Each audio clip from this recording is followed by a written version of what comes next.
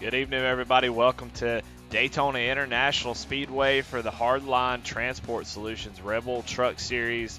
Tonight, they're going to hit the Hot Banks 2.5-mile Super Speedway of Daytona for a 60-lap shootout here in the Rebel Truck Series. It's been a great season so far. We got three different winners: Sean Cool, Daniel Pope II, Jonah Colbert, all winners here tonight, so looking forward to seeing if we can get another one. 4 different winners in 4 races. I'll take it. And, boy, it's looking to be a good one. So always excited to come to Daytona. Let's go ahead and pull up track guide. Let's talk about it a little bit.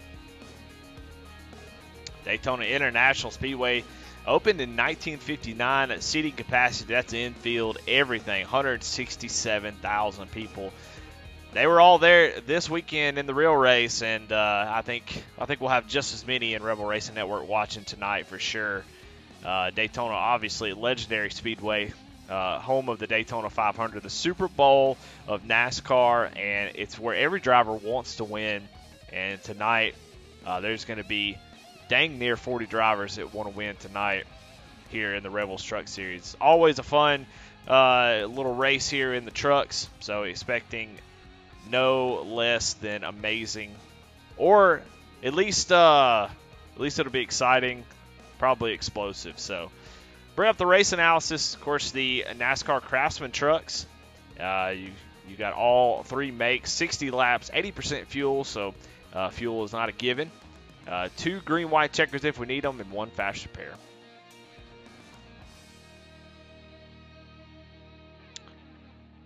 As always, want to thank all of our sponsors. We'll go through them real quick while we're waiting. We have the Jeff By Jr. Art. Thank them for supporting us with the starting lineup and the best paint of the night. We got the Hard Charger Award by Dark Horse Motorsports. Chuck Pegleg Phelps with the Pole Award. No Next Fast Repair with the Hard Luck Award. And, of course, Flexible Freight Solutions with the Post-Race Show, as always. So want to thank all of our sponsors, and of course Hardline Transport Solutions for their contribution in keeping this series rolling. They've been a big sponsor, so expecting a good show tonight for them, as always. Well, out on the track, we got people practicing. We're going to give a little bit extra tonight. Going to try a little bit different, kind of normally speed through the intro, but we're going to give some time, maybe get some people in here and talk to them about the race. We see a few drivers here. It's Elliott Carlson and some others getting that drafting practice in. But I want to talk to some drivers. I want to see where their head's at as we get ready for this race. A lot of teamwork going to be happening tonight. So let's bring in some drivers and talk to them and see how they're feeling. Somebody I really want to talk to is Kyle Roberts. I'm going to pull him up in here if I can find my own channel. And Kyle Roberts is Eddie in the booth. You got me? I got you. Well, man, let me get your camera up. Well, tonight, Daytona in the trucks. How you feeling about tonight? What's the plan? You don't have to give any super secrets away, but I know you love super speedway racing. You're always really strong. I think if I need a push, I'm looking for you on the track. Tell me about it. Yeah, I mean, I'm just going to, I guess, just try to hook up with my teammates and see what we can get done. It's from what I've run tonight, it's going to be kind of sketchy, it seems like. I hadn't turned many laps yet tonight, but just kind of seems like it gets a little bit tight in the corners if you're on the bottom. It's going to make it kind of hard for the guy in the top lane to. It's going to be real interesting race tonight. Well, are you planning on hanging around back? Are you going to jump up front and try to lead some laps? What's the strategy? I know you're working with Po-Man, so I know there'll be some team orders from Boss Man himself. But kind of, what are you feeling? What are you going to try to do and do early on at least? There's 2 ways to go about Daytona. You can either qualify and try and qualify up front, and maybe everything happens behind you. If you start out in the back, you kind of got to be careful to miss what happens in front of you. So there's not really any good way to go about it, and it just kind of depends what the team guys want to do, because It's all about teamwork at this deal. Yeah, no doubt. Well, all right, Kyle. Well, I'm going to leave you to it. Good luck tonight, and hope you have a great race. All right, man. Thanks. All right, and that is Kyle Roberts. Thank him for taking some time to talk to us as we try to get him down to his right channel. Appreciate him talking to us. Let's get some people in here, and let's try out get some other folks from other teams. Let's talk to Brett Bieber, see if he wants to talk to us. Brett, this is Eddie in the booth. You got me? Brett Bieber, this is Eddie in the Rebel Racing Network booth. You got me? I gotcha. Hey, man, a little unannounced, a little surprising, but don't mean to kind of jump this on you. But, man, tell me how you feeling tonight. I'm feeling like I do better on super speedways because everyone has a chance. We'll see what happens. I don't know. Well, we saw y'all be really good. The paint schemes are looking fantastic, by the way. And, BK Racing, y'all are pretty dang good at super speedways. I think the other night in the Grand National Series, you guys were up front pretty much the whole race until just some accident sort of took you out. What are you looking to try to do tonight and get at least one of you into victory lane? Well, I think we work pretty well together as a team. At super speedways, you have to work together as a team, and as you said, we got a tandem paint scheme tonight, so maybe we'll do pretty well here. I don't know. Well, I'll be looking forward to it, and hope to be talking to you at the end of the race. Oh, go ahead. I just wrecked Travis in practice, so we'll try not to do that in the race. Yeah, well, it's good this in practice. All right, Brett. Well, thanks for talking to me. Good luck tonight. All right, sounds good. Thanks.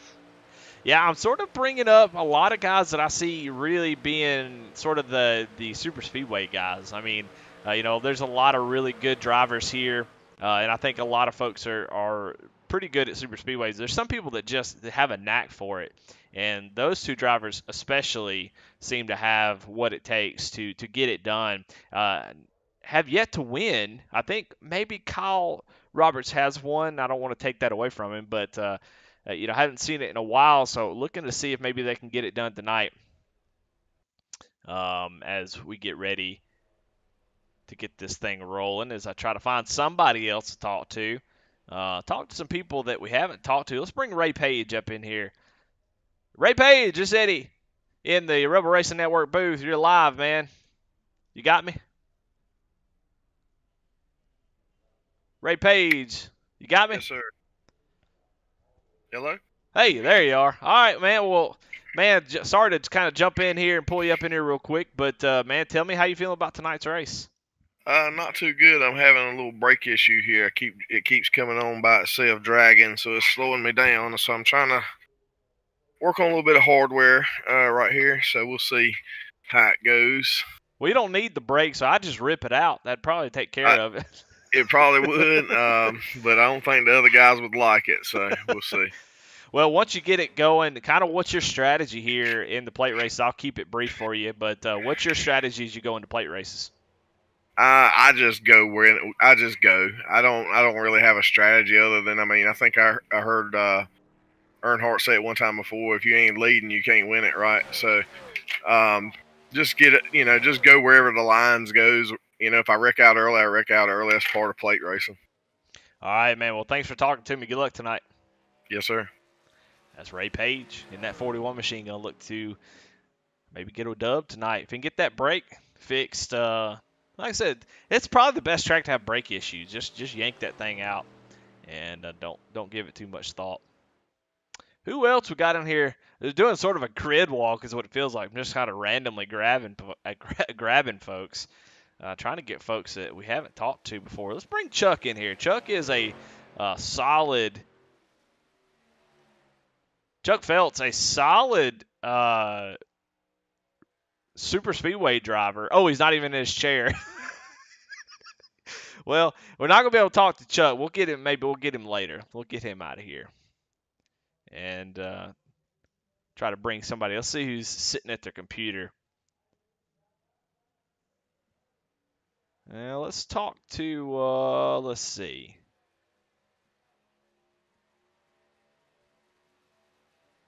Let's talk to Steve McDonald, see what he thinks. Steve McDonald's Eddie in the booth. You got me? Yeah, I got you, Ed. Hey, man, well, we are live on Rebel Racing Network. Kind of wanted to do a little pre-race show tonight, so tell me about your race. Tell me how that truck's feeling tonight and kind of what you're playing, what y'all's playing going into this thing.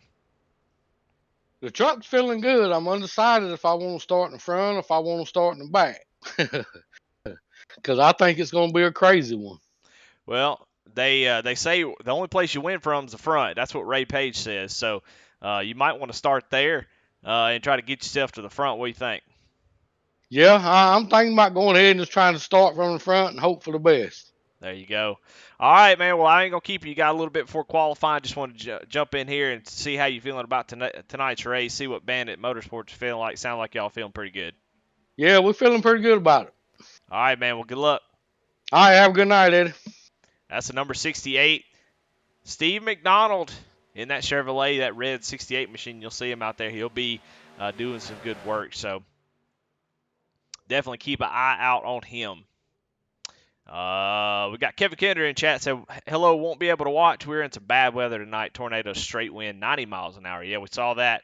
Definitely thinking about our Oklahoma fellas, making sure they're all right. Some pretty bad storms going through there. If you've seen the movie Twister, you know the wonder of nature, baby. So definitely be thinking about them. Probably won't see Garrett Kinder tonight. But Kevin Kinder had to drop in. I mean, right in the middle of a bunch of tornadoes, had to drop in and say hello. That's a solid viewer right there, in my opinion. Well, alrighty. Well, it looks like we're gonna get qualifying going. Let's watch some qualifying laps and see maybe what folks are doing. We'll start off with putting the camera on somebody. Brandon Wallace. Let's watch him as he lays down his qualifying time and see what he can get, where he can get on the standings. We'll go ahead and show the standings so we can see qualifying live as it happens in that 99 machine. The 99 machine looked pretty good. I like it. That is a contender for paint of the night, that's for sure. Reaper Racing 99 machine looks like a Garrett Kinder special, honestly, with the coloring. So, but as we watch, it goes down on his first lap, getting up against the wall, getting that big run off the corner. That's what you want to do to get that speed and then get down right as close to the yellow line as possible once you get up to speed. So he's getting down to that yellow line. It's such a weird thing. You think, well, man, how hard can this be? What does it matter? You just go out there and you hold the throttle down, full bore. Keep the loud pedal down, and how can it be so different? Everybody should be running the same times, and while the variance is pretty small, you'd be surprised. There'd be a couple tenths difference between some guys. It's a very finicky process. You have to carry the speed for 2 whole laps without causing any kind of tire scrub, overturning the wheel off the corner. You really just want to let that truck be as straight as possible. Come off right at the bottom, maybe drift up in the middle. You see Brandon Wallace doing that just a little bit and then holding it right there on the yellow line, and that's how you get your time. And right there you see, right at the same time, Brandon Wallace, Jonah Colbert, 52.15. You see Alex Veith up there to 0.32. So he's going to run one more. I think they have 3 qualifying laps. But Brandon Wallace looking pretty solid, starting to fall towards the back end of you see the difference in the times on the left side of the screen. Super close. They're all in the 52.1s, and then it starts to drop off just a little bit. Folks getting their fast first lap up against the high line. So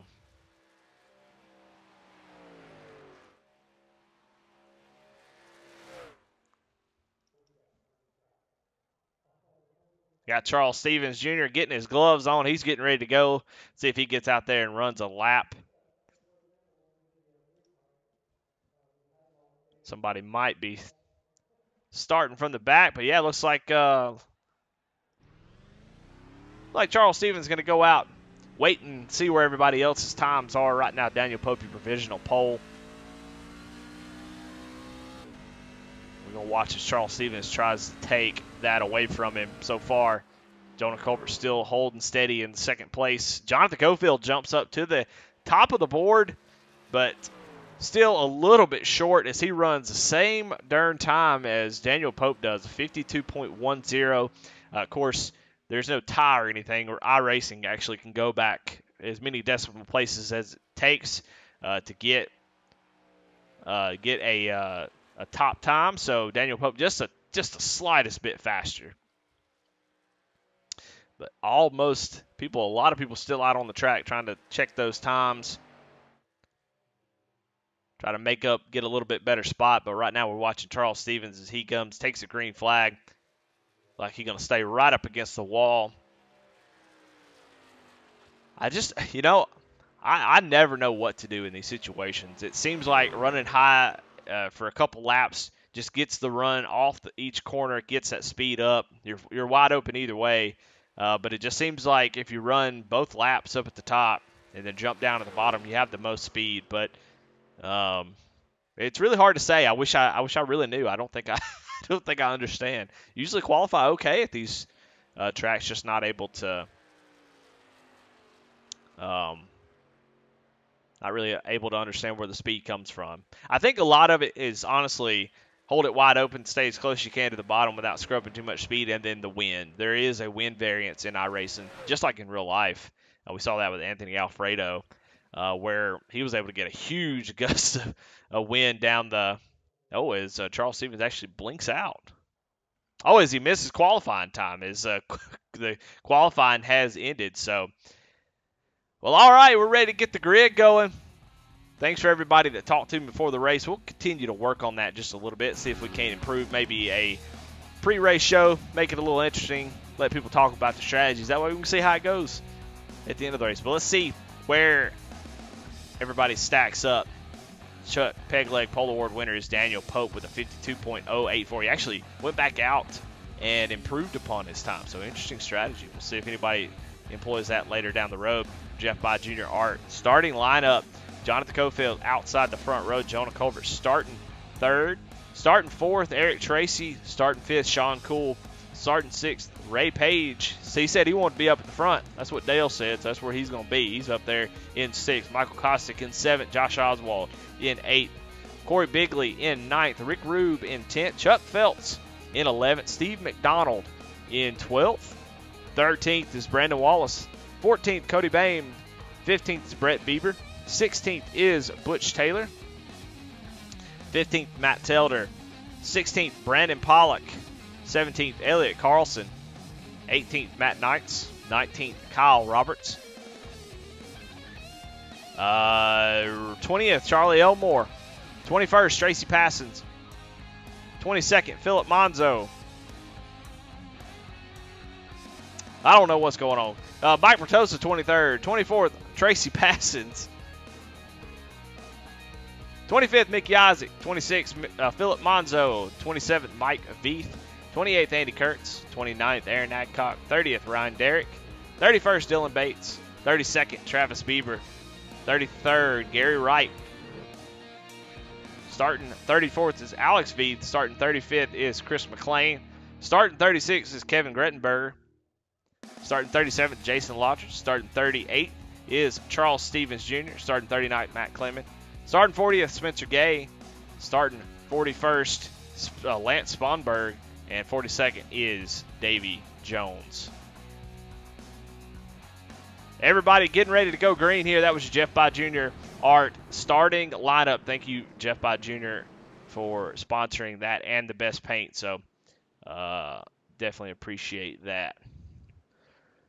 Well, 60 laps here at Daytona. It always delivers, whether in excitement, explosions, tempers, tantrums, all of the above. But it's all going to start right here as the pace truck getting ready to head off into the pits. And we're going to get this root tootin' scootin' race ready to go. Daniel Pope leading us down to the green flag into the Geico restart zone. And green flag is out.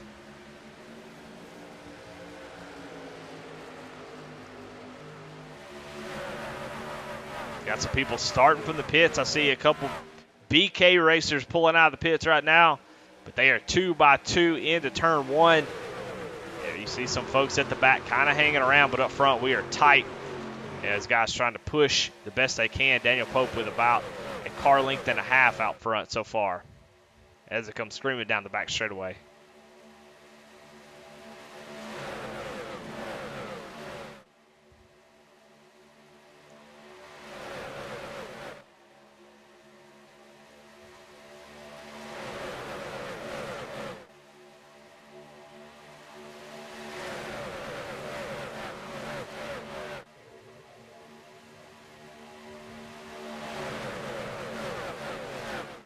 Lap number 1 in the books so far. Daniel Pope out front with Jonah Colbert in that 31 machine right on the back bumper, giving that number 16 Toyota a shove, trying to keep him out front. Jonah Colbert, last season's champion, no slouch at all when it comes to plate racing. Fun fact, me and Jonah, way back in the day, used to be quite a tandem on NASCAR Heat back in the early 2000s when we were teenagers. So Jonah has been doing this a long, long time and is an expert for sure as he gets right to the back bumper. You know, I talk about it every plate race. Being second in line on the bottom is such a nice place to be. You really control the race. And you see Jonathan Cofield getting a shove out front. Got a nose ahead just as they entered into turn 1, and Daniel Pope able to retake that. But the top line really getting formed up, and it's getting aggressive early. You see how tight everybody is in line. See somebody going for that third lane, so we may see that happening pretty soon. Oh, my goodness. You see the 09 up there, Elliott Carlson, and somebody – the 43 machine does not want to go 3 wide. That's Brandon Pollock, because he was really squeezing that 09 up against the wall. You'll see that. That I don't know if that happens in real life, but that is definitely a sim racer thing where they see somebody going 3 wide and they're like, all right, I'm going to keep squeezing you, and we'll see if we wreck. Just see how bad you want it. So that is a sign of a sim racing super speedway right there. Got some folks in the back running sort of by themselves. This looks like Alex Veith, Andy Kurtz, Charles Stevens Jr., Chris Gay, or Spencer Gay, excuse me, Chris McLean, and Jason Lottridge. A few of those guys electing to be in the back, trying to hang around and stay out of trouble for sure.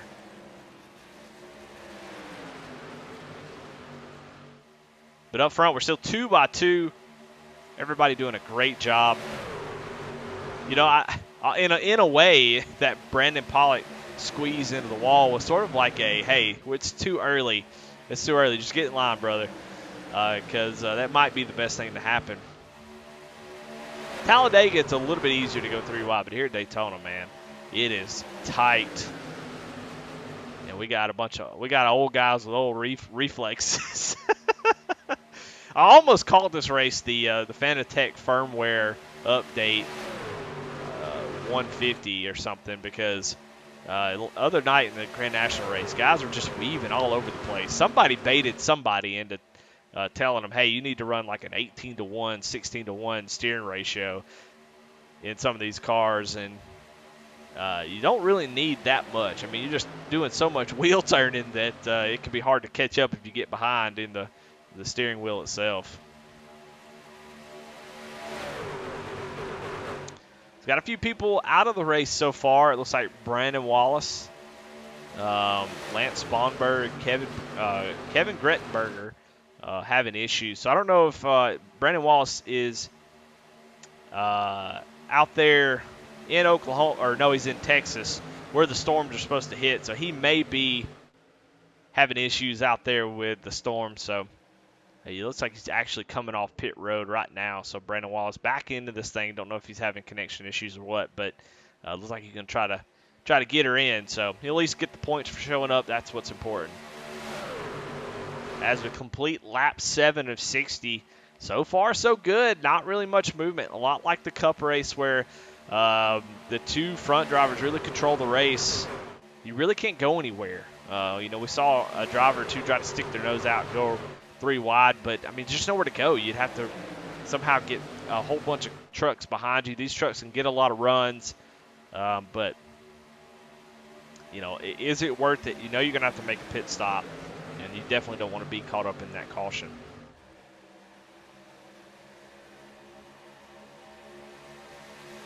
So far, everybody doing a fantastic job.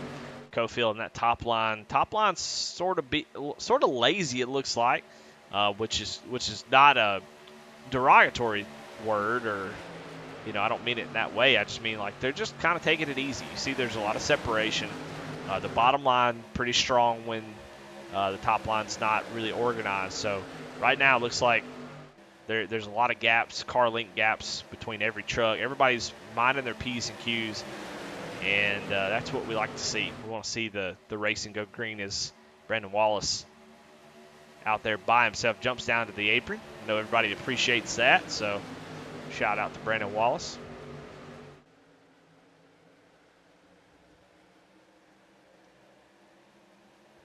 Everybody gets by cleanly.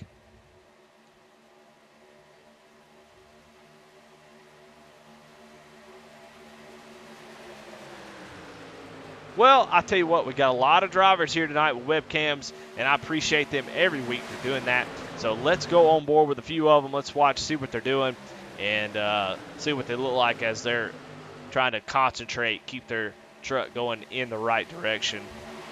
And we will start with Chuck Pegleg Phelps, who is currently running in at 9th position, right on the back bumper of Corey Bigley in that 28.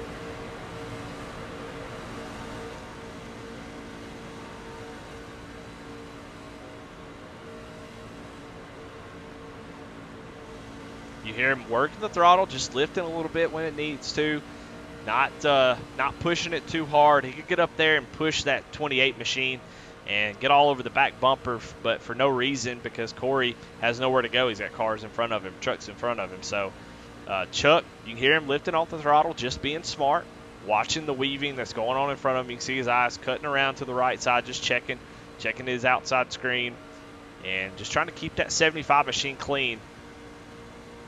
As we are 10 laps into this race, 50 laps to go here in the Truck Series.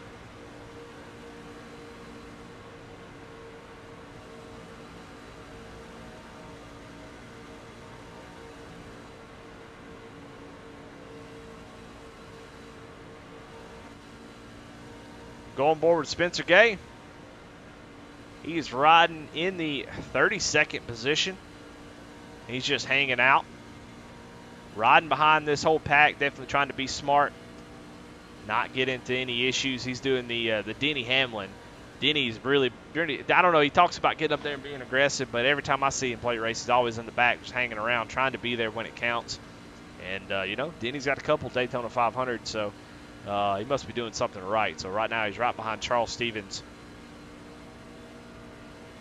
This is probably the least stressful position to be in. The only thing that's more stressful, makes this stressful, is if the truck at the very front of this pack, that orange one up there, if he takes it a little bit too easy, y'all end up losing the draft. That's about the only thing. Sometimes you have to key up, say, hey, catch up a little bit. We don't want to be that far behind. So I don't blame him one bit. I like this strategy.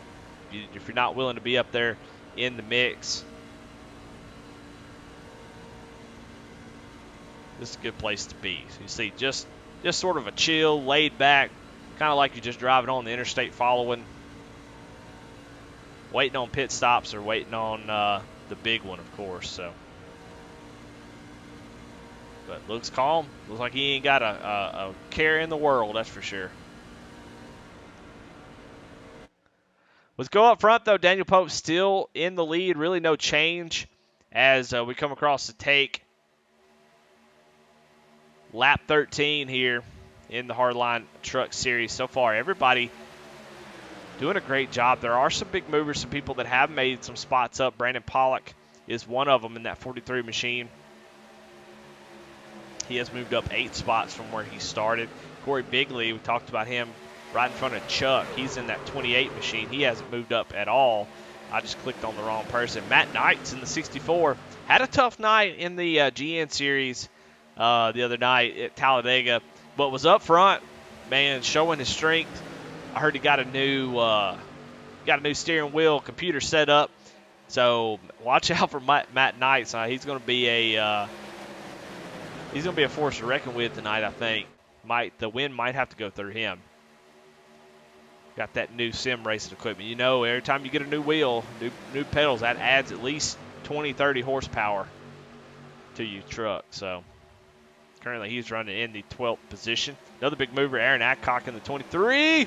Oh, he got the wreck. Oh, Elliott Carlson, the Ford machine of Ryan Derrick goes around. That's the 21 of Gary Wright, 51 of Alex Veith, and the number 10 of Davy Jones goes around. And that all started, looks like, with Ryan Derrick, as him and Elliott Carlson went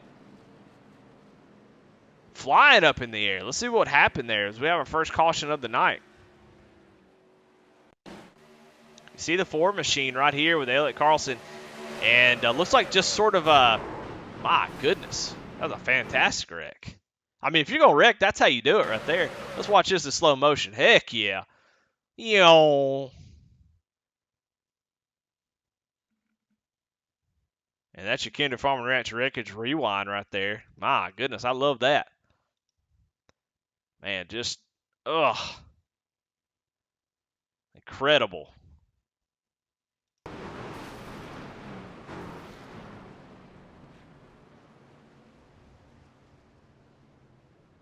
So let's maybe go back a little bit more and see if we can see what happened, as it's going to start right about here. Watch right in front of this. You see the checkup on the bottom line happen, and that's where this all started. It's hard to see who that was. Let's see if we can pause it here and go forward. Kind of hard to see who that is.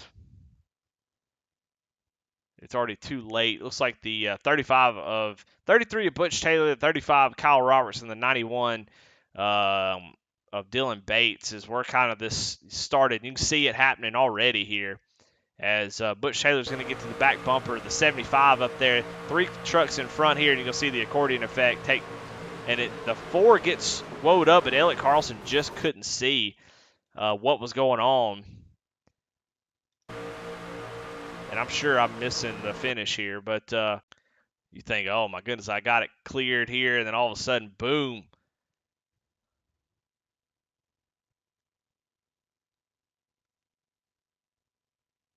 And Elliott Carlson in the Toyota TRD space program as he goes to space.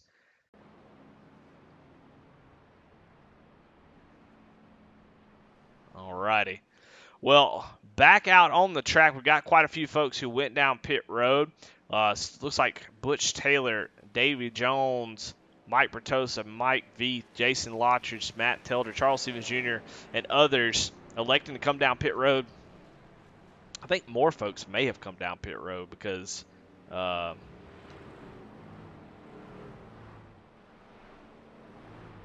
Adcock coming down pit road right now. Yeah, looks like maybe Aaron stayed out, but knowing you got to come down pit road. So everybody pitted. I think while I was going through the replay, my timing and scoring got a little behind, but everybody did come down pit road. And if you're typing in chat, I think I'm having connection issues with chat, so I may not be able to hear it, but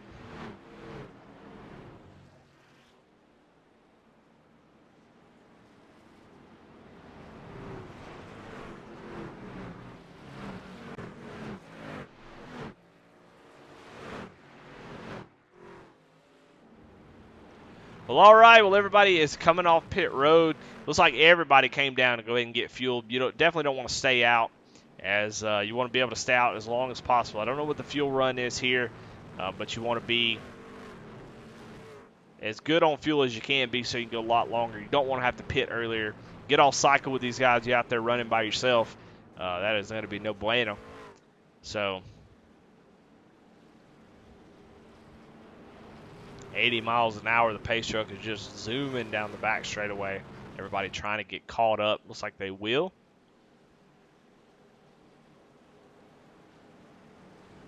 All right, Jonah Colbert going to be inside on this restart and able to beat Daniel Pope off pits. So he will take the lead.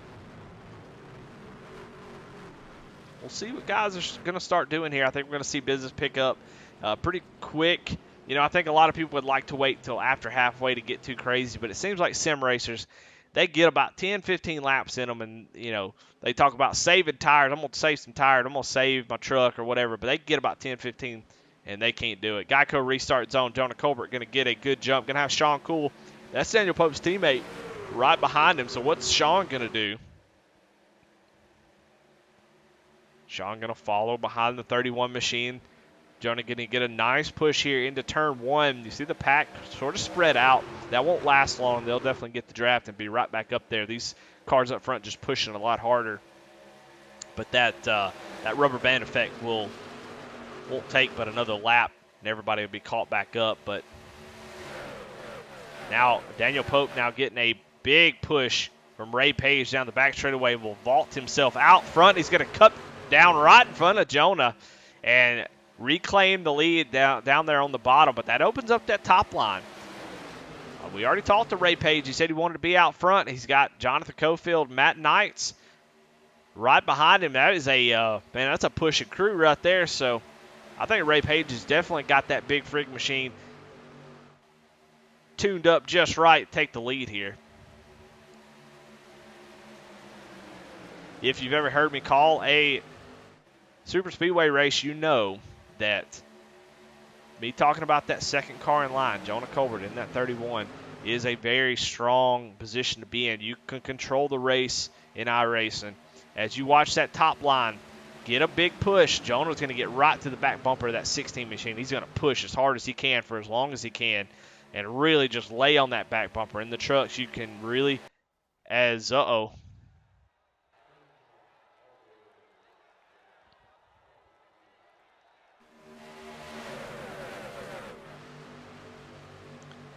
we're back. I don't know. Am I in the storm?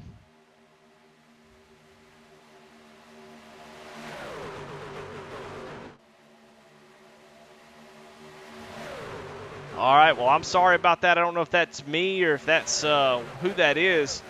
If it's iRacing servers, I'm not real sure, but I lost all time and score for a second and all the drivers. So hopefully it's not me. Let's actually check this. Yeah, a little bit low quality, so hopefully it doesn't continue to be an issue, so definitely apologize about that.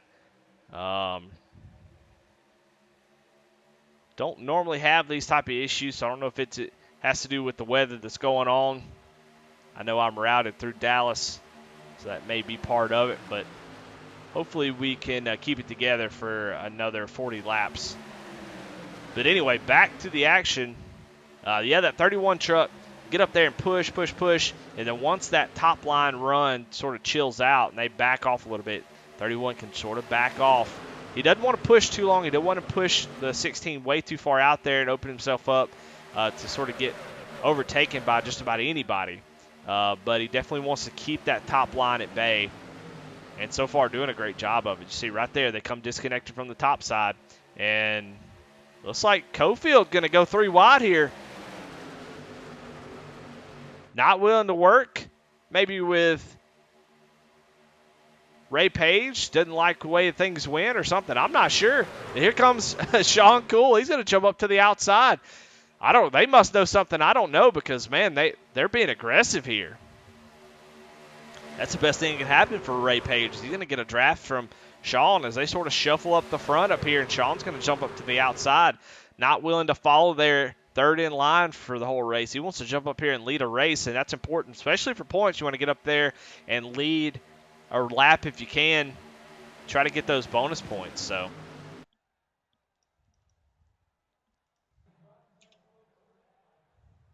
as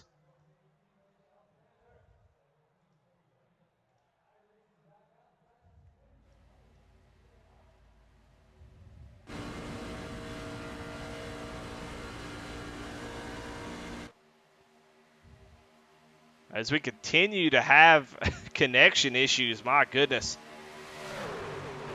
never had connection issues, so this is insane. As we watch 3 wide here, Ray Page not willing to follow anybody else's rules. He's kind of just hanging out by himself in the middle. Had some help, and man, now Jonathan Cofield, we got to make a little contact right there. Oh boy, Sean Cool is in a bad spot. Man, he got left out to dry. I don't understand what's going on. Got some folks just not willing to work with each other, I guess. I don't know. Or just not liking what they're seeing. Is Sean Cool going to go down and door the 53 machine as they're 3 wide? So I don't know what's going on. I can't imagine anybody else is having connection issues, so I'm sure that's not it, because they all seem to be doing just fine. So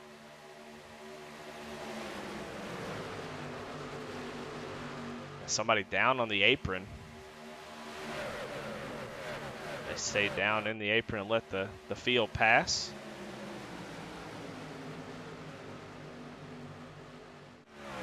Looks like that is Jason Lottridge.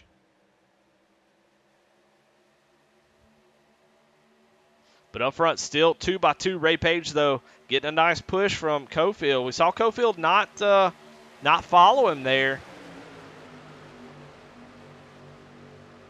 earlier and actually went around him, but now pushing him out to the lead. So I don't know. I don't know what's going on. Ray Page is going to take the lead, drop down in front of the 16, and take over the top spot there on the bottom. Pretty common practice. I think everybody expects that to happen. Top side gets a driver out front, and then they drop down and sort of abandon the top, and it just sort of becomes a revolving door of cars. You'll see the 58. He's going to do the exact same thing, going to drop down to the bottom and take over that spot.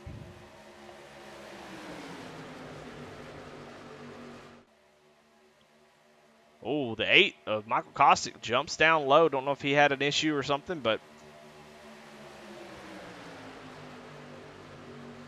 now the 58 is going to get a lap lead. Be interested to know what they could do on fuel. I don't have a fuel gauge of any kind to tell you. Don't have any info about that, so we'll all learn it together. If they have to make another pit stop, they may be good on fuel. 80% fuel. It's going to be close, so we'll see how that all ends up. But here comes Matt Knights with a big push from the 20 of Charlie Elmore. And that Poman bunch getting wound up there on the outside. Tracy in the silver 53 and the red and black 20 of Charlie Elmore, pushing Matt Knights out to the front. As we are 3 laps from halfway, this race is going by quickly. These drivers putting on a great show. Only 1 caution so far. Of course, we know it's not going to end up being that way. There's just way too many drivers, and there's going to be some impatience that's going to run out. I'm not worried about gas running out. I'm worried about patience. How much patience did they put in under that pit stop? That'll be the difference on how long this lasts under green, I believe. Matt Knight's doing a great job, though. Not quite able to jump down in front of this field. See if Charlie Elmore can get to his back bumper and give him the push that he needs.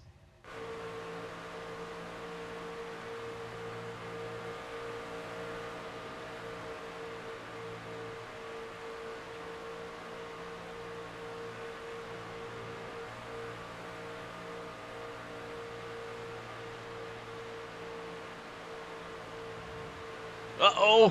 Charlie Elmore thought about going 3 wide as Matt Knights was out front. Thought maybe he was going to drop down, but didn't. I'll be a hook into the wall.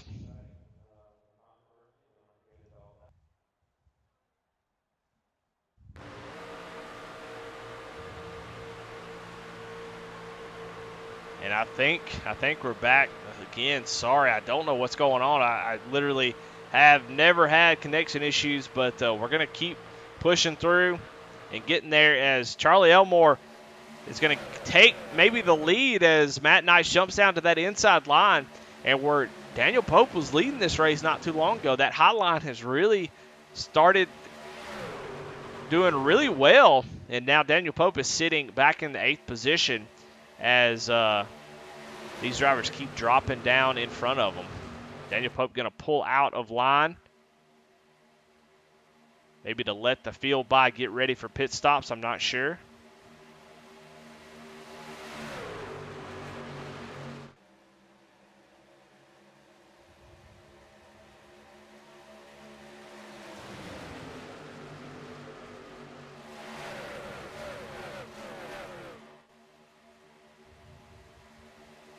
Timing and scoring will get updated as they come by.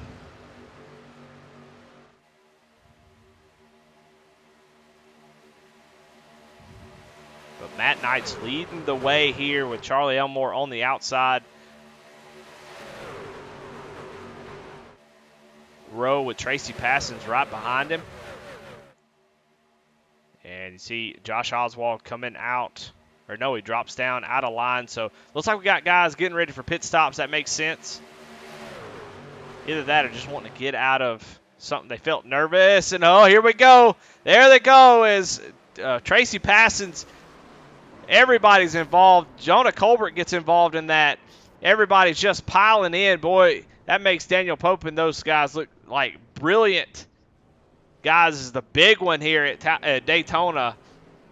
Here on lap 31, and we saw it happen as Tracy Passons was trying to get down, couldn't really make a decision, and just makes it late. And that was all she wrote. Let's see if we can go back and find that. Go back a lap.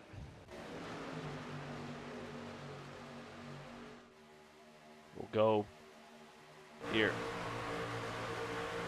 And watch it for about a half a lap as Tracy Passons going to get a run here and push. You see the front two sort of get together, and they're going to get disconnected here. And down the back straightaway, Tracy and Charlie going to get a massive run. And I think they're trying to get both drivers down to the bottom, but not quite able to clear them. And they look clear here, and so Tracy's trying to go down, and Charlie's trying, maybe just some confusion. And in the moment, Tracy probably holding his breath. And that's the big one right there. Just cars, trucks all over the place as they go everywhere. About dadgum everybody involved except for Daniel Pope, who said, I'm out of here, and jumped out of that thing, and he comes through clean. He would have been right in that mess. So you see some drivers hanging back, sort of lost the draft, able to miss all of it. So smart move by some of those guys. It's starting to play out for them. Got pit stops rolling, though. Sean Cool, your current leader, coming down pit road. Jonah Colbert, who was involved in that, obviously going to take his fast repairs. So fast repairs getting used early. You see the 58, he probably had to take a tow. Thing about fast repair, you have to be able to pull into your pit stop to use that. If not, if you're not able to make it back to your stall, you have to tow and then use your fast repair. So some drivers like the 58 machine.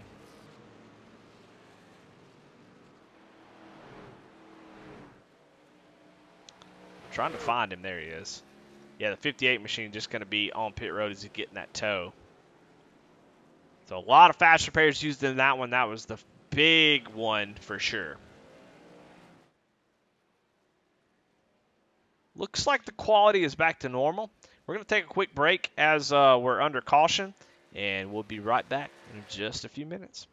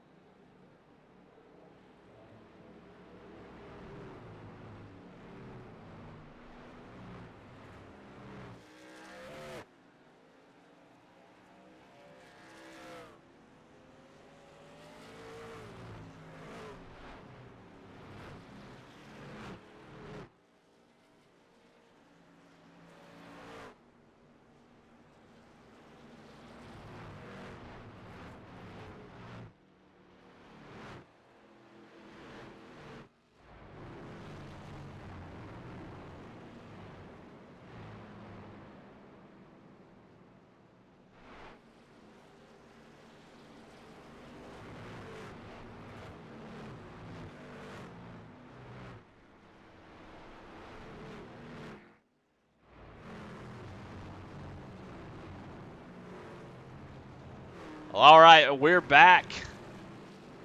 Trying to diagnose some of these connections. It seems like quite a few people, especially those in the middle of the country, having the same sort of issues. So, like I said, I think me being routed, my internet, I'm in Mississippi, but I'm being routed through Texas. So I would imagine there's some issues with those storms that are rolling through. But we're looking good now. Quality looks good, so hopefully we won't have any more issues. All right, lights are out on the pace car after with a big one. So big shakeup up front. Lots of damaged trucks, a lot of fast repairs used after Tracy Passons was able to talk to him for just a few minutes. I pulled him up next caution, but just couldn't make a decision and got the clear call and waited just a little bit too long, and that's what happened. But Sean Cool going to lead us down into the Geico restart zone. Takes off here at Daytona on lap 34 of 60. So, man, we are getting down into the thick of it as, man, people are blinking out all over the place. I don't know who's here and who ain't. It looks like right now, Jonah Colbert back into this thing with that fast repair. Hardline getting rolling. There's big gaps in the bottom. That's going to cause a big checkup in just a few minutes.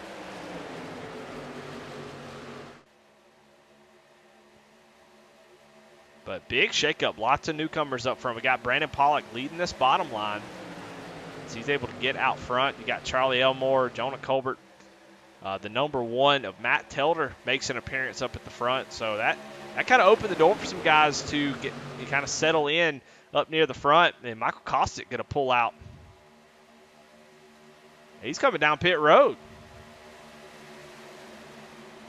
Oh, my goodness. Must have had a speeding penalty here for Michael Kostick. Steve McDonald coming down pit road, too. So I'm not really sure what happened. We maybe can catch them in the next caution to see what's going on. We'll see as they stop in pit road how long they wait. If it's stop and go, we'll know. And no, they're taking – it may be a hold. So I don't know if they either just messed up on their pit stop, 13, 14, 15 seconds. They should be going if it's a normal pit stop. So, yeah, they must have had a penalty maybe entering in pits during that caution. I'm not sure. Interesting to see that happening. But either way, they're going to be in trouble, going to need some help to get back in this thing. But up front, Sean Cool gets back out front with Charlie Elmore really working that top side.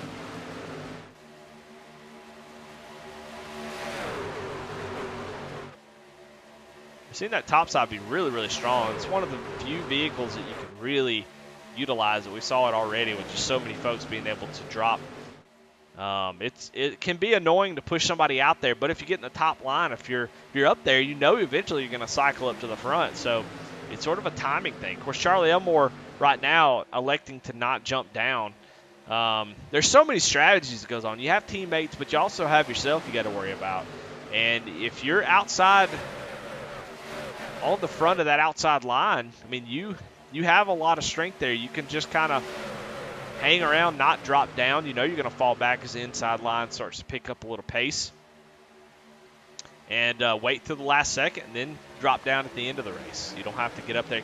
We saw already guys drop down in front, and then before you know it, they're sitting 4th and 5th in line on the bottom. Looks like the top. Oh, as the 43 gets. Oh, my goodness, and here we go again. Oh, we got trucks going everywhere. Good grief.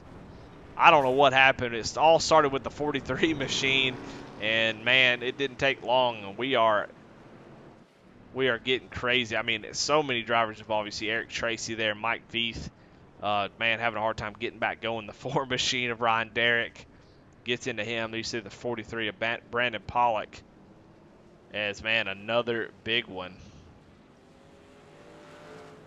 I have no clue what happened. I just see Brandon Pollock get sideways, and that was it. Let's go back a lap and see if we can see what happened to Brandon. We'll watch. It's down the backstretch, and when it happens, we were kind of watching this group, and all of a sudden, just out of nowhere, the 43 just kicks sideways. So I would imagine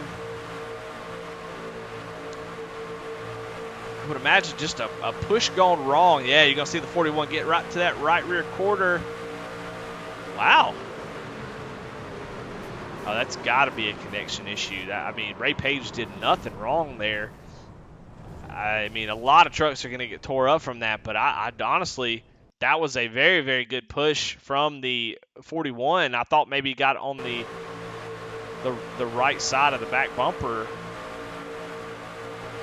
He does there, but I mean, he's pushing right in the middle, so then he goes through him. So Brandon Pollock sometimes will blink out. I think that's what was happening. Just a little bit of connection issues. Just seemed to be connection issues across the board. And what happens, like right here, is the server and the computers are all talking to each other. We'll try to back it up and get it from Ray Page's point of view.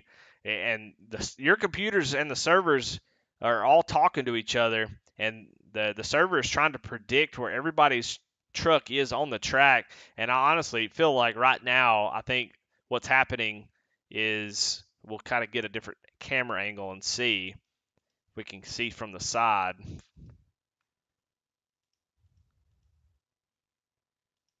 Or, we just won't. But I would imagine this iRacing server is saying that right now that Ray Page is basically inside the truck of Brandon Pollock, and so when that happens, the collision model just doesn't know what to do. We'll go to Brandon Pollock. Yeah, you see he's right in the geometry, and when that happens, everything sort of syncs back up. When that happens, contact is made, and that's why it looks so odd. It looks so odd as Brandon Pollock right here just basically cuts to the right. And see the 41 goes right through him, doesn't even get any damage. So connection issue called that one because that was a really, really good push by Ray Page. Definitely not his fault. But a lot of damaged trucks in that one as well.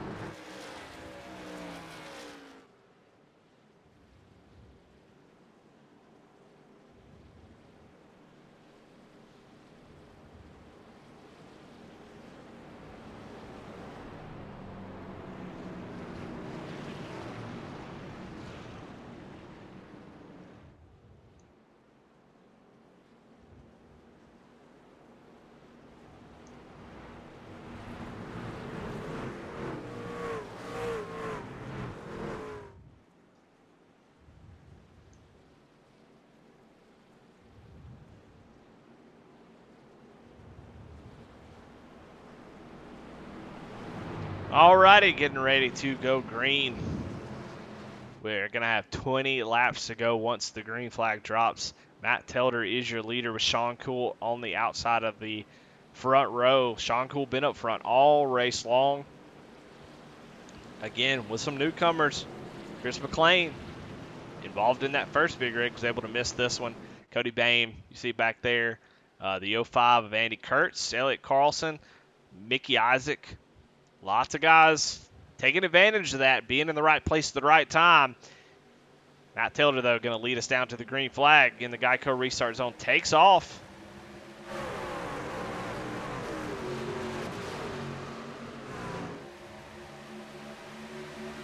Neither line really getting a big push. Sean Cool, though, with a nice little advantage as to go down into turn one.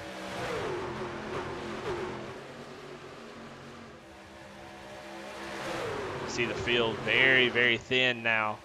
It's like a lot of these guys' hair at this point. Really thin at the back. Oh my goodness.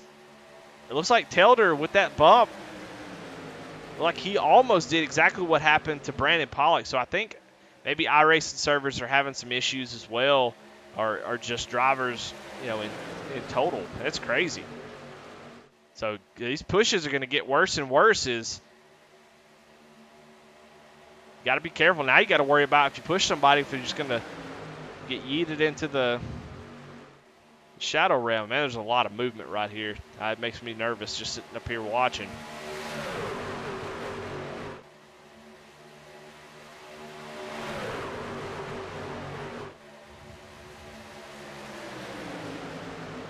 Big push from Matt Telder on Sean Cool, pushing him out front. But, oh, my goodness, Jonah Colbert was a little out of shape with that big push from Daniel Pope. Getting wobbly. That's only going to get worse and worse as guys get more aggressive. You're going to have to stay up on the wheel. That's for dang sure. Let's go on board with Daniel Pope. Staying all over the back bumper of the Barabbas Outreach 31 Ford F-150 so far. Top line looks really, really strong, but Telder and Cool look really strong also on the bottom. So I'm not really sure what these guys are planning. I know there's teammates in Sean Cool and Daniel Pope. So I'm sure they'd like to get linked up, but you'll work with whoever you got to work with to get out front.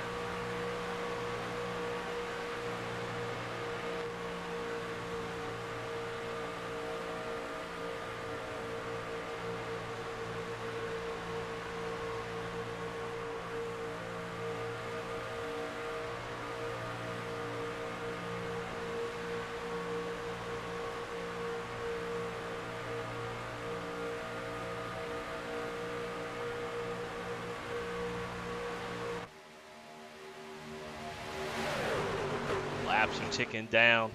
So are the driver counts. 17 laps to go.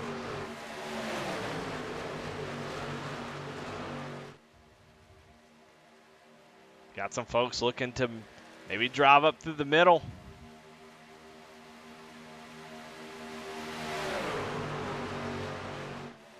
Dylan Bates. Looking to the outside, making the 3-lane racetrack. Daytona can do it, but it's really, really tight. Man, there's just a lot of movement in and out of lanes. That is a recipe for disaster. See the 808 and 64 jump out to the high side and swing back in. That's scary. As we're coming up on a lap truck, one goes down to the inside, one stays up on the track. This never goes well. Let's see how this goes. Everybody does a great job. Cofield does too as he stays right up against the wall. Everybody able to get by without much issue. Almost got a 3 wide. Oh my goodness, the 09 gets put into the wall. Able to save it though. That was incredible. He is slow right now as he loses all his momentum. It's going to drop him back to the back of this top line, but I don't know if he tried to go to the high side of the 64 and Matt Knights closed the door. I'm not sure, but almost paid the price.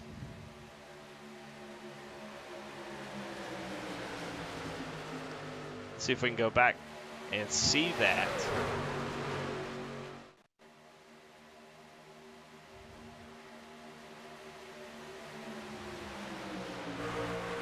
Oh, yeah, that's exactly what happened. Elliott Carlson was to the outside of Chris McLean 3 wide and was going to take it 3 wide on Matt Knights. Matt Knights just moves up and just says, no, you're not, and puts Elliott in the wall. Oh, my goodness. So I don't know if that was something from earlier or what, but Matt Knights not interested in going 3 wide apparently.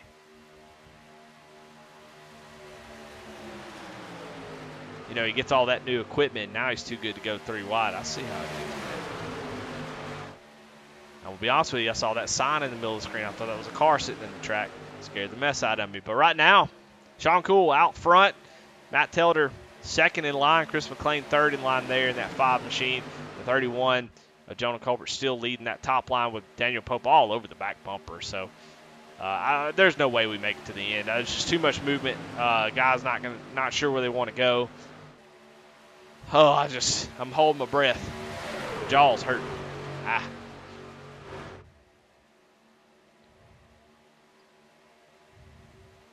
tell you what, Matt Knights looks a little antsy in his pantsy as he can't decide if he wants to go. It looks like he maybe wants to go 3 wide, but I don't know if he's, sometimes you duck out and maybe try to see if the person behind you is willing to go. You're not communicating with them, but you kind of poke your head out and see, is that guy going to go with me?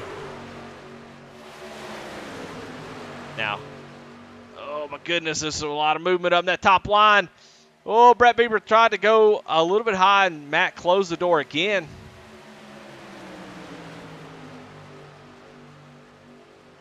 Matt making that 64 machine really wide, not letting folks go to that outside. As we get down under 10 laps, I think some guys are not going to back out anymore. So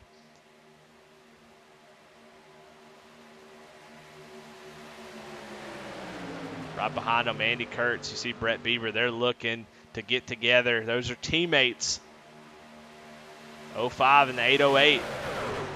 Trying to make something happen, but Matt Knights has got a double wide truck up front. I mean, he has got her all over the track.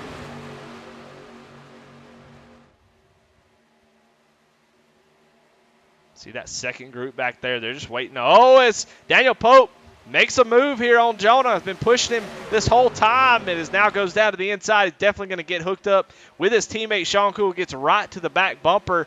So now teammates are together. Jonah's got Matt Knights all over the back bumper of his machine. Oh, Matt's all over the place. Ah! And now he's going to block it. Oh, my goodness. Matt, be careful. Oh, he's throwing blocks on the top line. Oh, it's terrifying. 11 laps to go at Daytona. And, boy, I am holding my breath. Oh, Matt Telder's going to try to clear himself to the front. Oh! And he goes around. He gets turned as he tries to clear himself in front of the 31 machine. And the caution comes out. Matt Telder goes through the bus stop. Does a great job of keeping that thing out of that inside wall. Does have some damage off the front, and caution comes out. Yeah, we kind of saw that all brewing as guys are trying to get themselves in position. Let's go back and see from when that happened.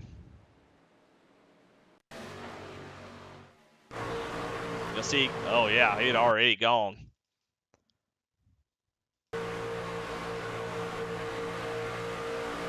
Yeah, just not quite clear and just indecisive, I mean, on lap 11, I think Jonah backs off and lets him have that position. But unfortunately, with 11 laps to go, with those type of moves like that, I don't know. It's hard to say. I think you got to be more decisive here at the end of the race. I think he just didn't know what he wanted to do, sort of like what Tracy did. And you see, just that, don't know, still going to do it. If he would have just jumped out there and went ahead and took that spot, he would have been fine. He would have got the shove from Jonah. But just being indecisive like that, I think that's what kind of got him there. Unfortunately, Chris McLean gets some big damage from that on the front end of this machine. As Telder comes down across his nose, so that's going to be damage that's going to hurt him. You see he's on pit road right now. Don't know if I think he might have been involved in that wreck earlier, so he's going to have to get this one fixed. They're going to have to get the old hammers and sawzalls out and try to get this thing shaped back up. But going to be a tough go with just a few laps to go. He's going to put him all the way at the back, and we did not want to see this caution, as this pack is going to be massive. A few people on pit road: Corey Bigley in that 28 machine, Matt Telder. Kyle Roberts with some damage. Looks like he jumps out of the car. Gary Wright, the 21 Yahtzee. I like that truck. That's pretty good. I like that. Uh-oh.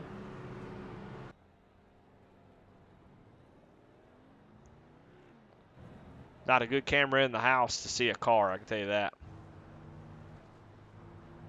But I like that. It's a pretty nice little truck. I mean, everything's from the back of the side, just unreal. Here, I'll just stay right here, and surely the camera will see the side of this machine. I like it.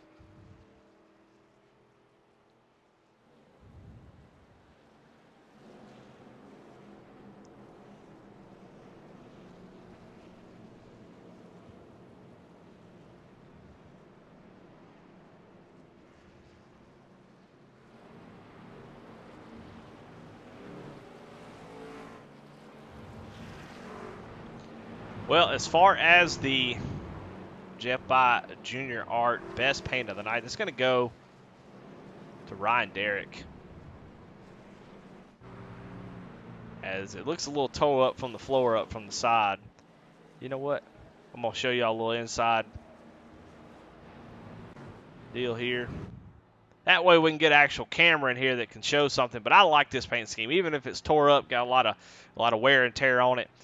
I like it. That's your Jeff By Junior Art best paint of the night. I like it. It's a good scheme. Even when it's got a bit of damage. So congratulations to Ryan Derrick. Best paint of the night.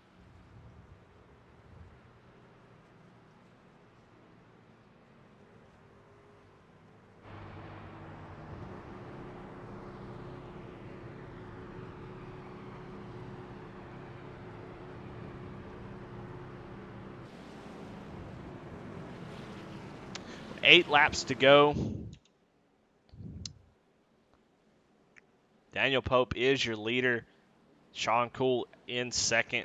Jonah Colbert in third. Matt Knight's in fourth. Charlie Elmore fifth. Brett Bieber sixth. Andy Kurtz seventh. Cody Bame in eighth. Ninth is Travis Bieber. And Dylan Bates rounds out your top 10. Getting ready to go green with just a few laps to go. Pace car going to bring us around. Going to have 7 to go at the line. We do have 2 green-white checkers if we need them. And I imagine we're going to need at least one of them. I can't imagine we get all the way to the end. As look how big this field still is. I mean, there's 22 drivers here in this pack. Pace car is going to pull off. Let's see if we have any teammates working together here. I know Sean Cool, Daniel Pope want to work together. They do. What a great job as they're able to. Daniel Pope jumps on the gas, which is something you normally don't do. And Sean Cool times it just right where there's plenty of gap for him to get down safely. So they get connected. That's going to be tough. I think it definitely could be done, but sure is nice to have your teammate with you up front, especially at these plate tracks. So we'll see what happens. Jonah Colbert not willing to let that go. Going to jump up into that high line.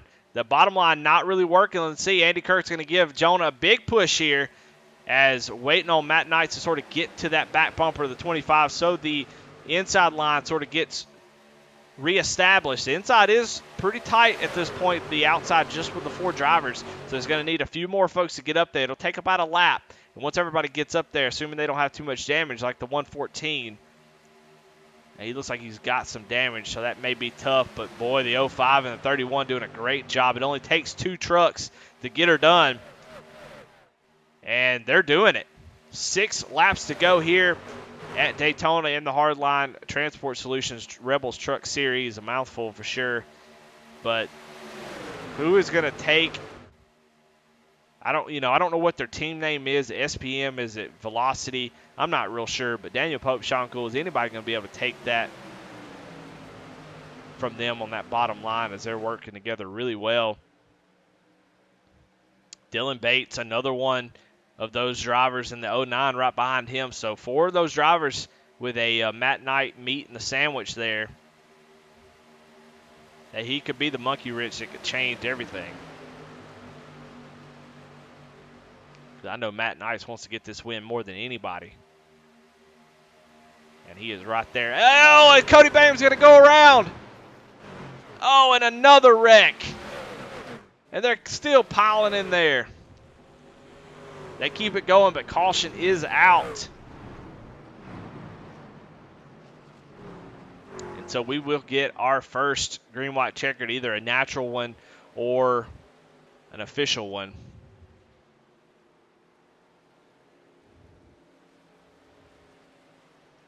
Go back and try to see what happened to Cody here.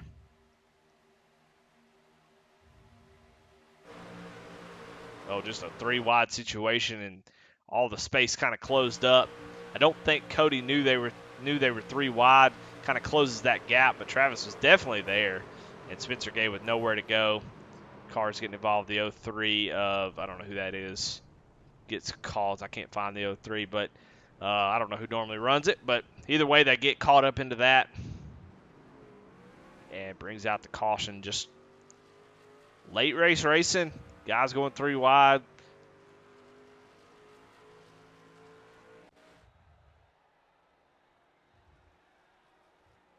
We have another wreck. 5th caution of the night. Daniel Pope was able to get the lead under caution. Whew. So far, done a great job being up front most of the night. Dropped out. I mean, honestly, I think he might be Nostradamus'.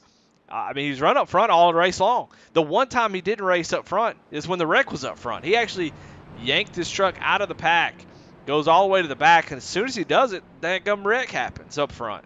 And so he's, you know, everybody talk about a short track racer, but seems like a pretty solid super speedway racer too. As he seems to have, you know, Dale could see the air, but Daniel can see the wrecks, I think. Just and then once that wreck was over, now he's back up front. So I don't know. I don't know what to say. A lot of good teamwork there. Obviously working pretty good with his teammates. Love to get really hooked up with all of them. They kind of sprinkled in the top 10 here. As we got Lucky Dogs coming by. Looks like 23 of Aaron Adcock. Going to get a lap back.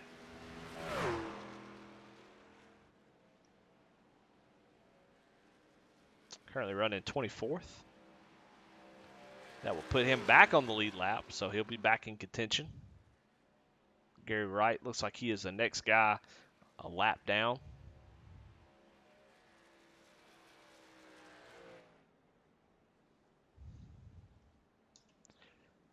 But yeah, looks like we're going to definitely get a green-white checkered as they cross the line. That will trigger the first green-white checkered of the night. We have 2 of them, so we'll get 2 attempts at it. The first one, if we don't make it to the white flag, we'll get another yellow and another attempt at it. But if we take the white flag, that will do it, and we'll call it a night. Seems like the connection issues have subsided, so I'm glad. Sorry about that. If you go back and watch this and it was stuttering, well, you'll know why. Everything disappearing. Everything seems to be stable now, so that's good. Hopefully it stays that way. Don't want to miss the finish. If anybody wrecks, I promise you I'm not going to go look at the wreck. So if you wreck now on the white flag lap, but don't care. I'm not following it even no matter what happens. In the Grand National race, I'm breaking down the wreck thinking the caution come out. And dadgummit, if the caution didn't fly and we were still under green, I missed the finish. So got to give people what they want. See that finish, see who comes out on top. You know it's going to be close.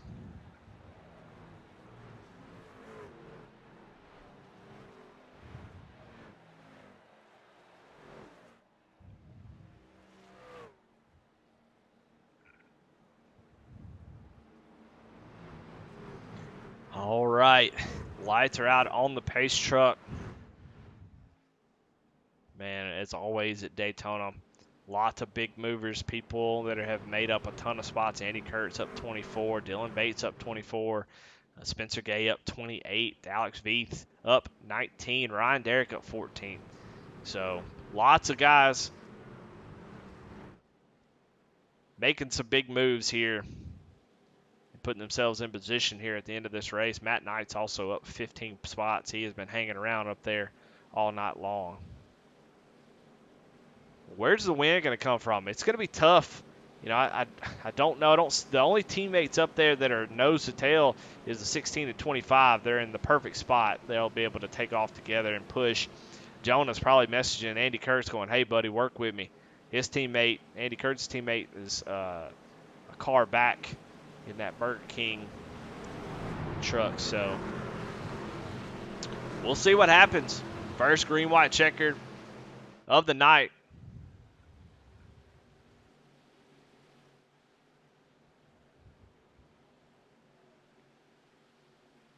Pace truck pulls off. We'll see who gets a good jump. Imagine the 16th going to slow roll through that Geico restart zone, and they get a good jump. Nose to tail. They're going to push themselves out. They come disconnected for just a second. Now they're sitting ducks. I don't know if I like that strategy. That may come back to bite them. There ain't nobody waiting no more. So Sean Cool's going to get to that back bumper and push with all he's got because Matt Knights is going to come with a head of steam with Dylan Bates right behind him. But where's he going to go with it? He has nowhere to go. He's going to get a big run right here. What's Knights going to do? Nowhere to go. He's going to get right back to the back bumper of Sean. Going to give a push. Oh, my goodness. A little bit of bobbing and weaving. But so far, neck and neck down the back straightaway as they scream into turn 3 and 4 as they come ready to take the white flag side by side. Nobody will see that camera angle as they come down to the white flag. The inside line gets sort of an advantage here. But here comes the top line. White flag is out. Barney's got it in his hand. We are official. Wrecking happened behind us, but it doesn't matter. Big wreck. Aaron Adcock and a couple other drivers going. But we're going to see this thing to the finish. Jonah begging, yelling. 05, push me. The 09, though, Elliott Carlson back it off a little bit. That's teammates of the front two on the bottom. Don't know if he'll stay with them. They go 3 wide here. What's going to happen? Is it going to close? Yeah, they try to close the gap. Elliott Carlson there, but actually Andy Kurtz does a great job of closing that gap. There's nowhere for Elliott to go. Oh, they make a little contact. They're backing up just a little bit. 05, 09 is going to break up that tandem on the top side, and that's exactly what they needed. And here they go around. But as they come to the start-finish line, Matt Knights with a head of steam, but nowhere to go with it. And Daniel Pope is going to take the win. Matt Knights in second, and Sean Cool in third. Wow, what a finish. What a fantastic race for the most part. Big wrecks, but, you get on a big track, you expect big wrecks and big finishes. And that was definitely an amazing finish. There was a big wreck behind him. It looks like Elliott Carlson was trying to make something happen in the middle. Broke up the tandem between Jonah and Andy Kurtz. And that was all she wrote for that top line. And, boy, Matt Knights, he had something to say about it. Let's go back and we'll watch the final lap from Matt Knight's point of view.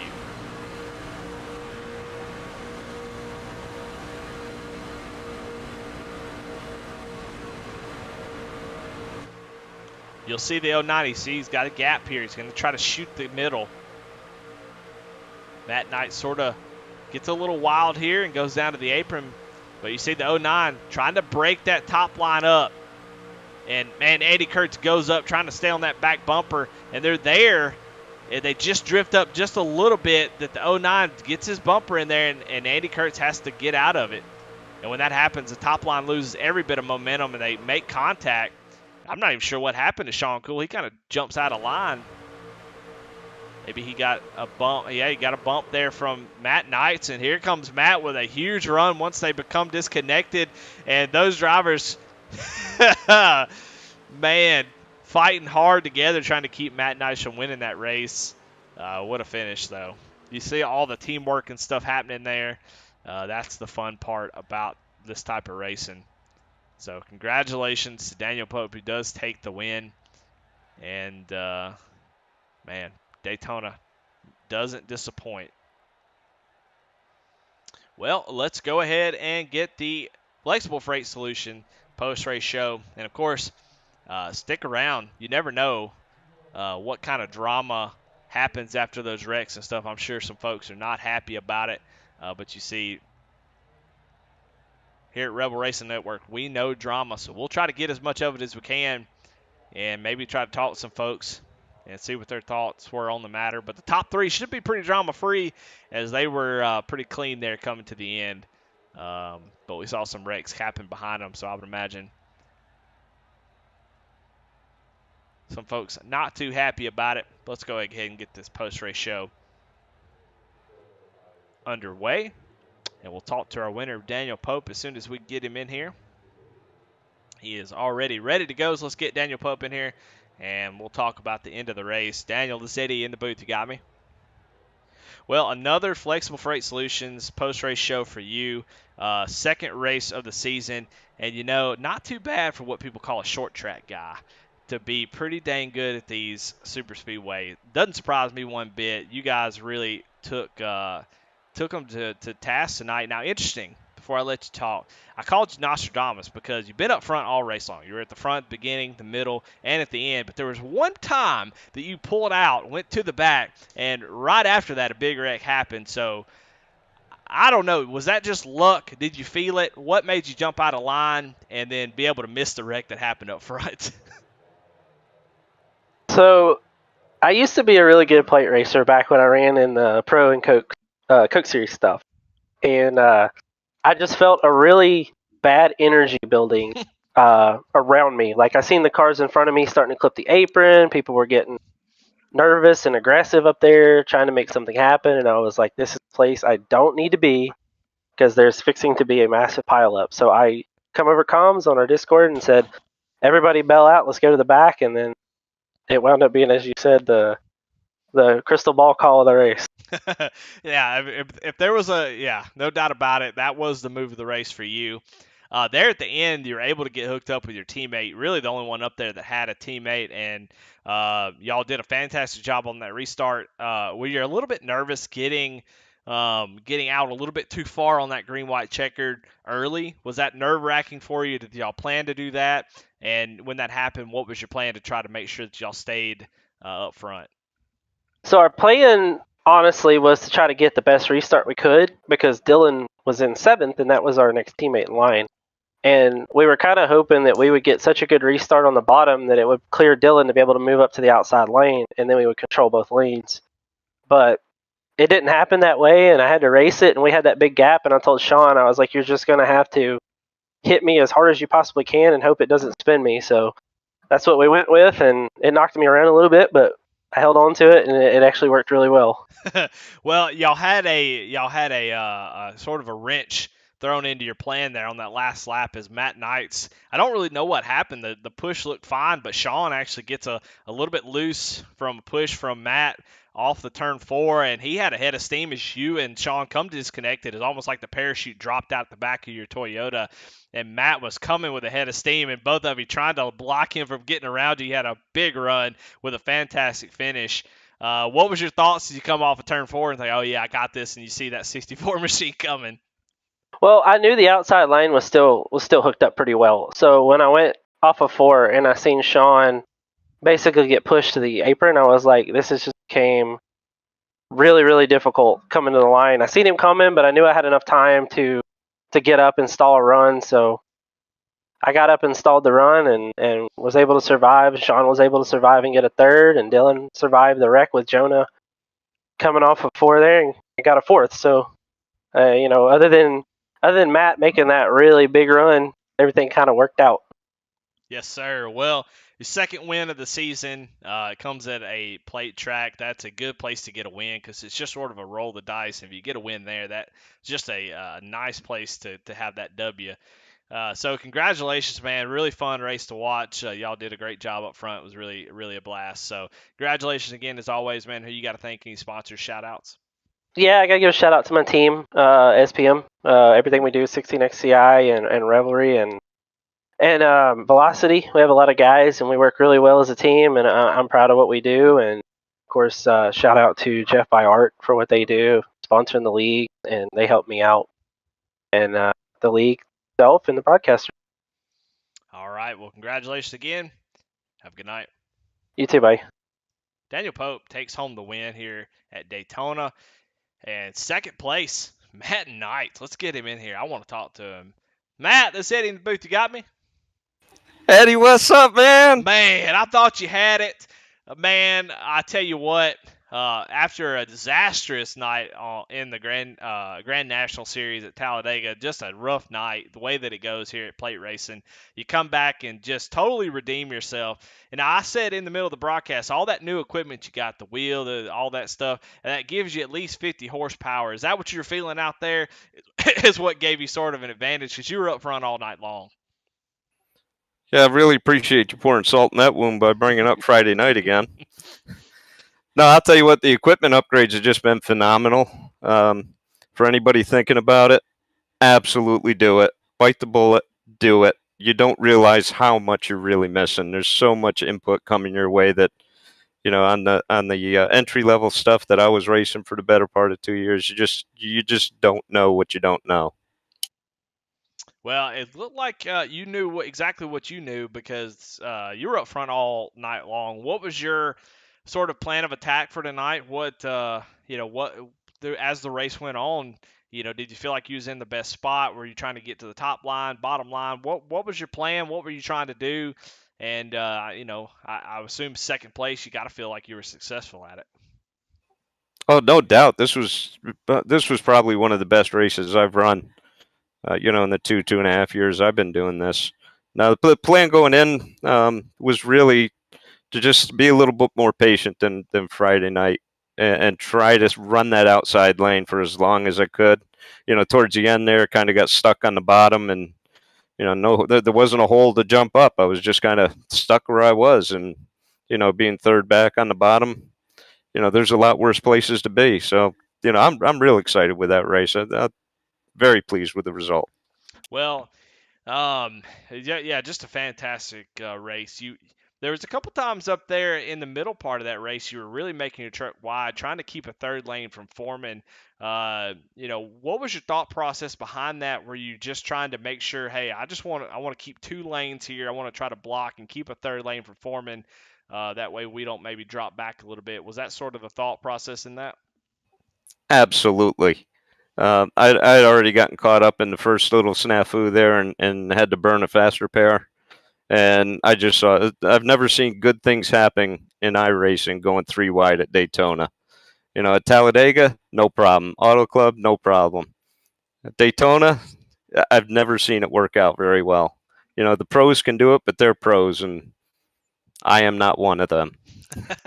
Well, you look like a pro coming off of turn 4 there. Sean Cool gets a little bit loose. Your bump looks good, so it definitely didn't look like you did anything wrong there. It just like maybe kind of just got a little bit light off the corner, goes down low, and when that happens, like a parachute came out of the trucks in front of you, and you had a big run. What were your thoughts as you were getting down to the your thought might have been, gosh, I wish this was Talladega and the start finish line was at the end of the travel. And Sean and Pope both said something like that about, to me in the waiting room here. But honestly, I didn't feel that I hit him. I haven't had a chance to take a look at it, and I didn't get a 0x or anything from it, so I wasn't sure why what happened there, that he went off to the left. When that happened, I had visions of the Red Sea parting in front of me, but I felt like I had a pretty good run coming. And then Pope had no choice; he had to jump up there and kind of block. But I'm not sure I would have got him by the start finish anyway. But all in all, still good race, good time, enjoyed it. Hey, I like I always say, don't care where I finish. You like to win, but hey, just get an interview. That's all that matters. So, congratulations, Matt. Hell of a race. A lot of fun to watch you there at the end, putting on a show. Great finish. Trying to break up those two drivers of Daniel and Sean. So, congratulations on your second place finish. That's fantastic as always, man. Who you got to thank in sponsor shout outs? Yeah, always the PD Power Up, Pucker Up Nation. All the guys at Intensity for getting me started in this. Rebels, can't say enough good things about this league. But whether it's all the different leagues that they run, whether it's Tuesday nights with Dirt Invaders or the Thunderstruck series, the Rebels Racing Group, the Rebels Racing League, man, top notch. They know what they're doing. They got it going on, and it's a great group of guys. Especially with the focus on the military and the first responders, and just being true to our flag. I really appreciate these guys, and appreciate you, Eddie. Thanks for doing this for us, man. Absolutely glad to do it. And it's because of guys like you is why I do it, Matt Knight. So congratulations, second place finish, up 18 spots from where you started. Man, like to talk to you a little bit more, so try to get another top 3 finish if you can. Hey, always doing our best. Thanks, Eddie. There you go, second place finisher, Matt Knights. Will make Sean wait just a little bit. That's the punishment for finishing third. We'll talk about Dylan Bates. He is your Dark Horse Motorsports Hard Charger Award winner. So congratulations, Dylan Bates. 27 spots, started all the way at the back and was able to get up to fourth place. Not quite completing that that podium, Velocity Motorsports podium, but pretty dang close with that 4th place finish. So congratulations to him. And then we'll get Sean Cool up in here. We'll talk to him, see what he thought about the race. Sean, this is Eddie in the booth. You got me? I sure do. What's going on, man? Well, a lot of fun to watch, especially at the end there. The racing itself, pretty dang good. Couple big ones. But hey, you were able to get through it all and be there at the end, pushing your teammate as God intended. And the only thing you had to worry about was that 64 machine of Matt Knight, who was sort of the frag grenade of y'all's plan there as he comes down to the end and kind of splits y'all. But talk about your race, man. Talk about what it's like working with a good team that works together and does everything, sort of as a team, and how big a deal that makes at a plate race like at Daytona. Yeah. I mean, it's a dream, man. Honestly, without that, it's hard to say that it's hard to say that I get to talk to you as much as I have so far this season, as early as it is. It makes controlling the races a little bit better. It makes being able to control your destiny at a place like Daytona, where for the most part everyone kind of chalks it up to luck, right? So working with a great team and getting good information from your teammates and multiple minds working on strategy and things of that nature at each race, it makes it fun. Makes it really fun. Well, you've already got a win on the season. So did Daniel, but Daniel now has 2. So y'all are in good shape, especially going into the playoffs with those wins, basically locking yourself into the playoffs. But still pushing as hard as you are each week. And I think that's what you got to do to win a championship. So congratulations on another podium finish. But yeah, talk about that last lap. We talked to Daniel sort of about what y'all's plan, so we know what the plan is. But when it doesn't work to perfection, you're not able to get Dylan Bates in line with you. How does that change your approach? And what happened coming off of 4, do you think? Because, like I said, the push looked good. It didn't look anything crazy from Matt Knights, but got a little bit loose off 4 as y'all were coming to the checker flag. Yeah. Well, to start, once the green flag dropped on that restart, I fully intended on imprinting the front end of my truck in the back of Daniel's to the point where I was hoping he'd have a U-shaped bumper at the end. We were not coming unattached if I had anything to do with it. I just didn't know if we were going to have good help behind me. I knew the outside would have at least 3 or 4 trucks in line. They'd get organized. So I did everything I could to open the 25 Toyota up and see what she had. And I told Pope, hang on to it because it isn't going to be an easy ride. But Pope did. He held a good line there. And then coming out of 4 on the last lap, Matt may or may not have given me a little nudge. I'm not sure. I mean, that's super speedway racing, so there's no issue there. But if he did, and that's what got me loose, then so be it. If not, I might have even bumper tagged a little bit as hard as I was pushing off the back of Pope. But I was able to get it saved, regrouped, and I was able to kind of get it back up on the racetrack and help box Matt in to help Pope be able to block him and make sure we could bring home the checkers.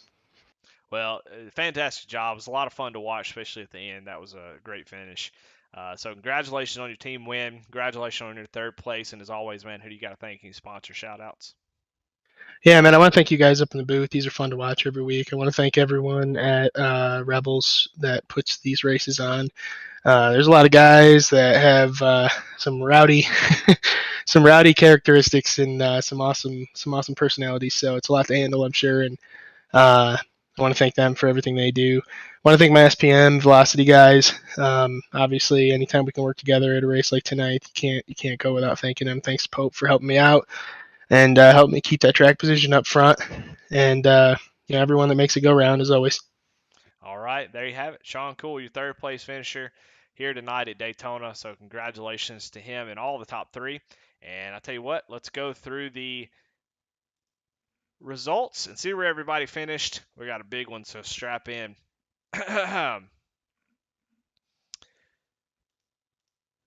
We know the top 3, of course. Dylan Bates finished 4th. 5th was Josh Oswald, kind of snuck in there at the end. Andy Kurtz in 6th. Cody Bainman 7th. Travis Bieber in 8th. Charlie Elmore in 9th. Ray Page in 10th. Alex Veith in 11th. Chuck Phelps in 12th. Matt Telder 13th. Kyle Robertson 14th. Elliott Carlson in 15th. 16th, Spencer Gay. 17th, Ryan Derrick. 18th is Mickey Isaac. Brett Bieber is in 19th. Michael Kostick in 20th. Jonah Colbert there up front at the end got caught in that accident. 21st, 22nd, Corey Bigley. 23rd, Aaron Adcock. 24th, Steve McDonald. 25th, Jason Lottridge. 26th, Gary Wright. 27th, Davy Jones. 28th, Chris McLean.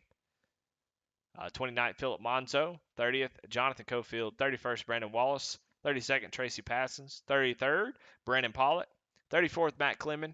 35th, Mike Veith. 36th, Butch Taylor. 37th, Charles Stevens. 38th, Eric Tracy. 39th, Rick Rube. 40th, Mike Bertosa. 41st, Kevin Grettenberger. And 42nd is Lance Spawnberg. Well, there you have it. Woo! Man, Daytona, good grief.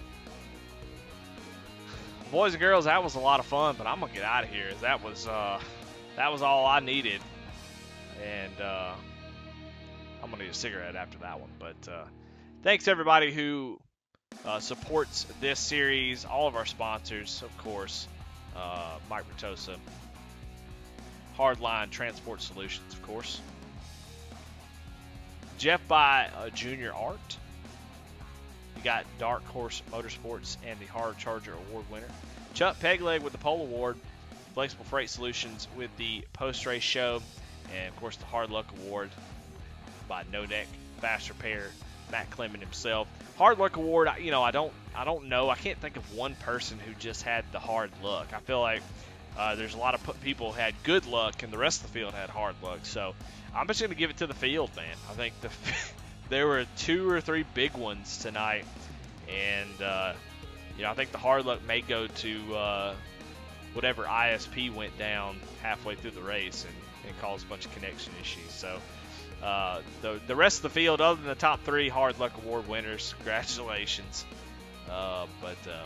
Yeah, another good one. A lot of fun. The point standing is going to get Sean Cool, Daniel Pope really setting themselves apart, man, as the ones to beat. So we'll see. We'll see what happens as the racing goes on. Of course, Jonah Colbert has a win on the season, so he is definitely going to be in the mix to the playoffs for sure. But man, another good race. Thank y'all very much, all the people that were involved in chat. Like I said, if you go back and watch it, hey, guess what? Internet issues happen. We was able to keep it live, so hopefully it wasn't too bad. But anyway, y'all have a good night.